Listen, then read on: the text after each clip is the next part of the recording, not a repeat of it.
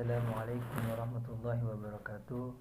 Saya dari kelompok 7 akan mempresentasikan materi yang berjudul Manajemen Pembiayaan Bank Syariah. Saya sebagai moderator sebelumnya akan memperkenalkan diri kita masing-masing. Saya atas nama Rohinul Iksan dan teman saya pemateri pertama yaitu Susanti, dan pemateri kedua yaitu Rafiki, dan pemateri ketiga yaitu Yazid Al-Mustami. Untuk mempersingkat waktu, kami serahkan kepada Susanti untuk pemateri yang pertama.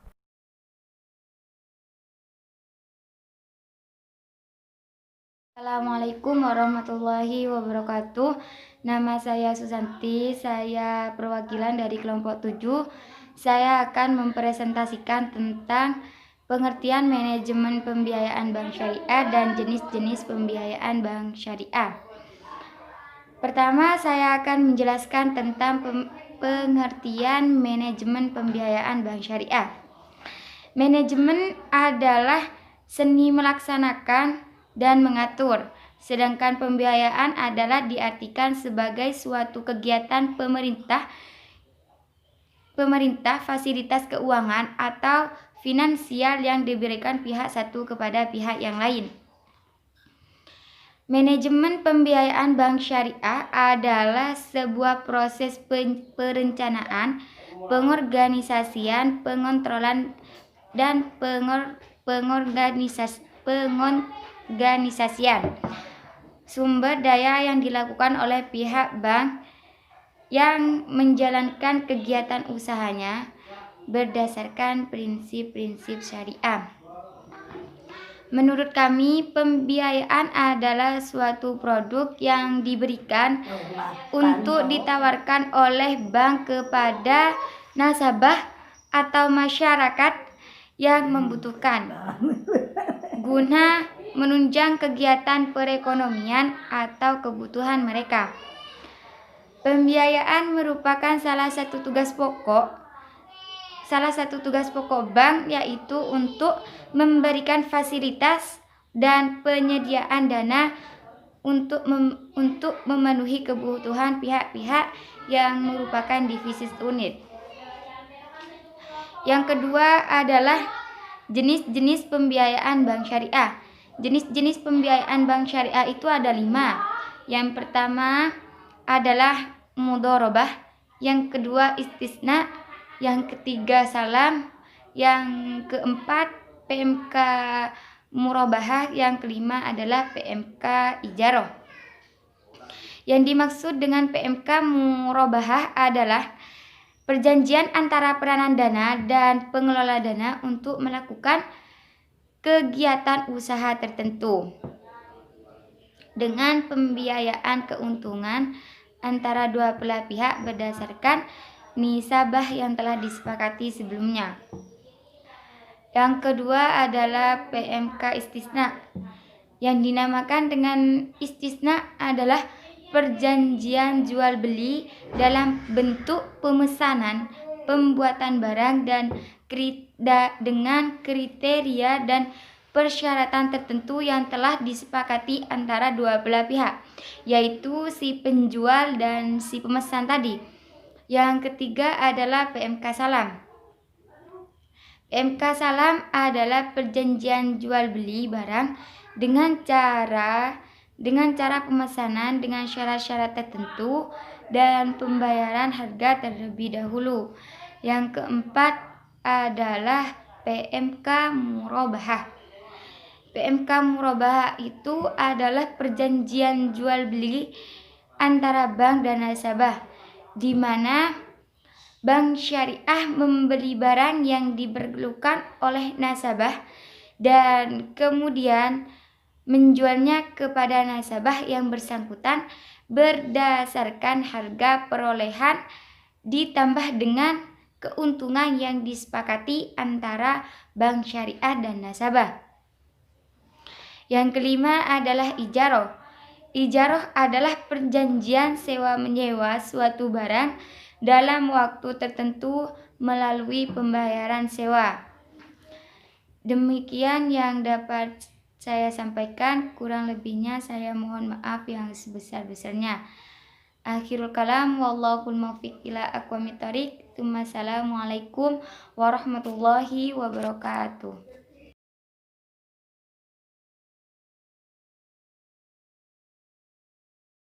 Assalamualaikum warahmatullahi wabarakatuh. Nama saya Rafiki. Di sini saya akan melanjutkan dari materi yang pertama. Saya akan mempresentasikan tentang akad-akad dalam transaksi bank syariah. Di sini ada yang pertama ada akad hawalah.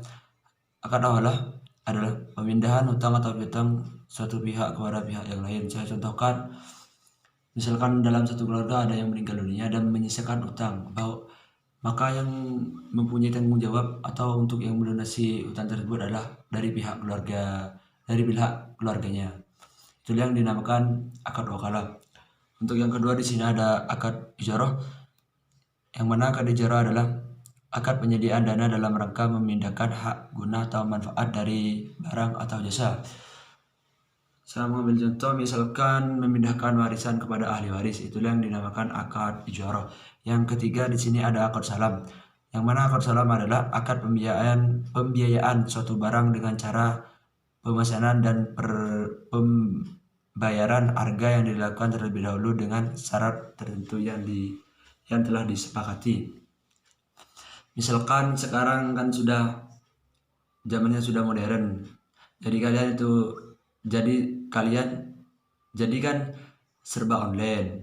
Contohnya kalian belanja di online, dan persyaratannya kan sudah ditentukan, serta konsumen dan distributornya sudah menyetujui satu sama lain. Itulah yang dinamakan akad salam. Yang keempat di sini ada akad wadi'ah, adalah akad penitipan barang atau uang antara pihak yang mempunyai barang dengan pihak yang diberi kepercayaan untuk menjaga. Misalkan contoh yang ringan, ya seperti tukang parkir. Jadi itulah yang dinamakan akad wadi'ah. 5. Akad wakalah. Akad wakalah adalah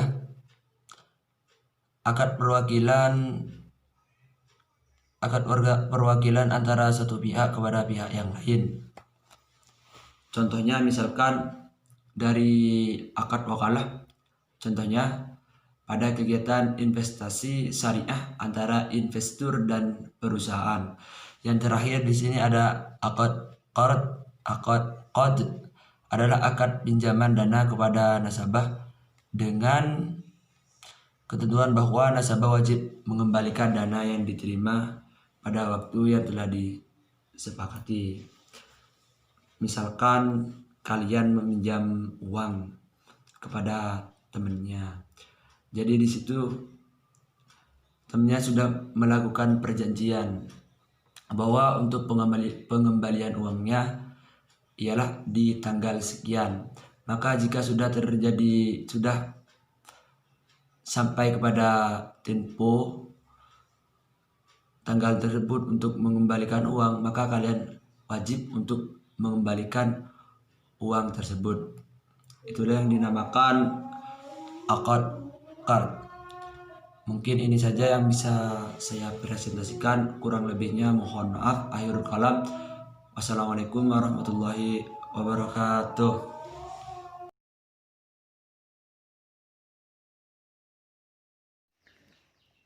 Assalamualaikum warahmatullahi wabarakatuh.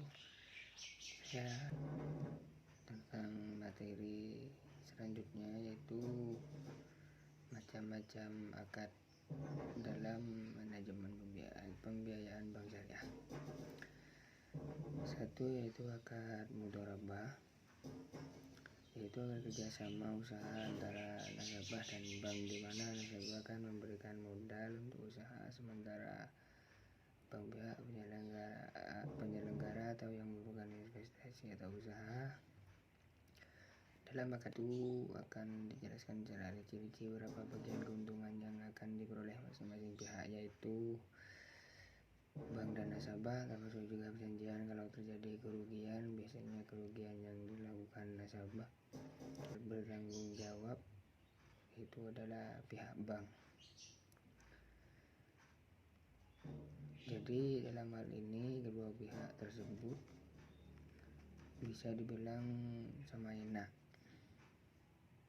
Hal ini biasanya dilakukan dalam deposito syariah, di mana bank akan menggunakan dana deposito itu untuk investasi atau usaha. Tentu saja investasi atau bisnis usaha yang dilakukan tidak boleh melanggar aturan syariat Islam, yaitu melakukan dengan syariat Islam tidak boleh melanggar dalam hukum syariat Islam. Dua, yaitu akad musyarakah. Akad musyarakah perjanjian adalah perjanjian kerjasama antara dua pihak atau lebih untuk suatu usaha tertentu, baik atau pihak yang terlibat sama-sama mengeluarkan modal dengan porsi yang sama dan akan menanggung risiko secara bersama-sama juga. Dalam cara kerja bank konvensional, akad masyarakat ini masuk dalam kredit modal kerja, di mana bank syariah akan memberikan kredit. Hanya bedanya bank konvensional ini akan menawarkan jumlah suku bangsa tertentu, sementara bank syariah mendapatkan pembagian keuntungan sebagaimana yang sudah disepakati pembiayaan lainnya, yaitu bila bank konvensional tidak akan rugi karena pinjaman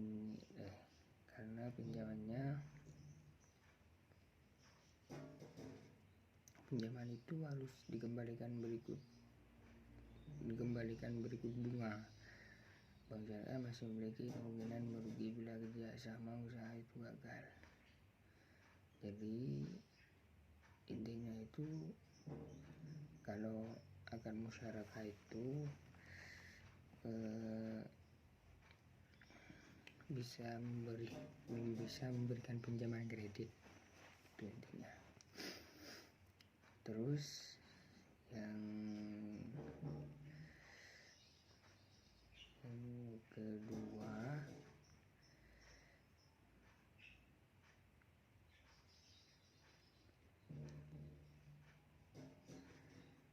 terus yang selanjutnya itu yaitu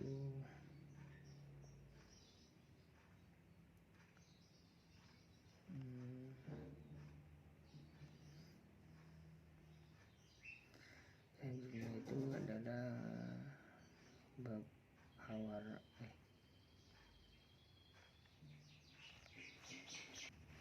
Selanjutnya itu D, akad-akad dalam transaksi bank syariah. 1. Hawalah. Hawalah adalah akad pemindahan atau piutang suatu pihak kepada pihak yang lain dalam lembaga keuangan. Hawalah diterapkan pada fasilitas tambahan kepada nasabah pembiayaan yang ingin menjual produknya kepada pembeli dengan jaminan pembayaran dari pembeli tersebut berbentuk giro mundur.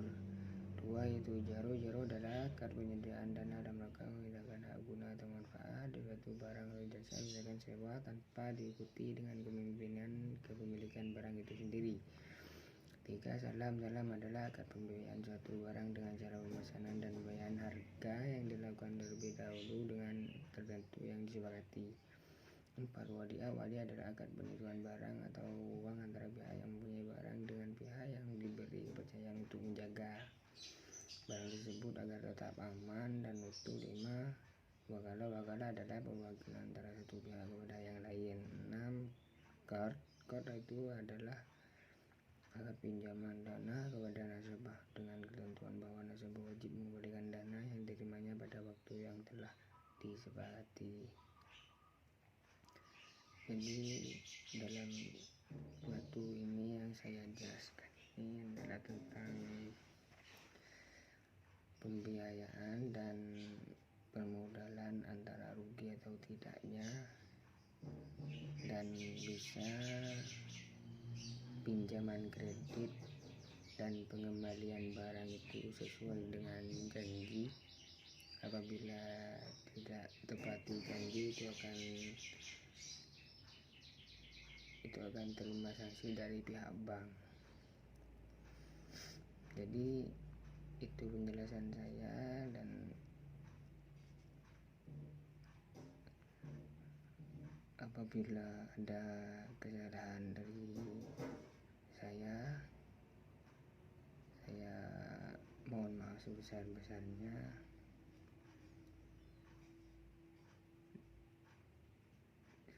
Dan apabila dari depan sampai saat ini kesimpulan saya yang menjelaskan tentang keterusan dari tadi, mohon maaf sebesar-besarnya.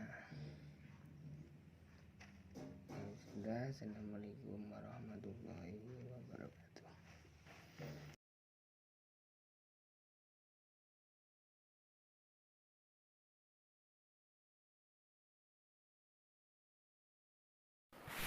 Demikianlah materi yang dapat kami sampaikan bersama.